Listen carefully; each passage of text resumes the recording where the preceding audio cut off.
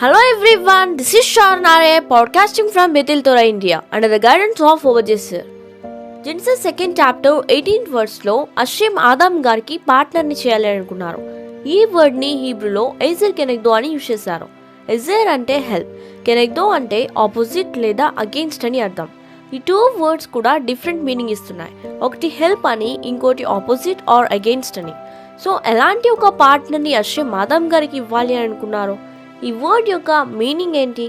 తల్ముద్లో ఏం చెప్తున్నారు అంటే, మ్యాన్ మెరిటోరియస్గా ఉంటే ఆమె అతనికి హెల్ప్గా ఉంటుంది. ఒకవేళ అతను అలా లేకపోతే అప్పుడు ఆమె అతనికి అగెయిన్స్ట్గా ఉంటుంది.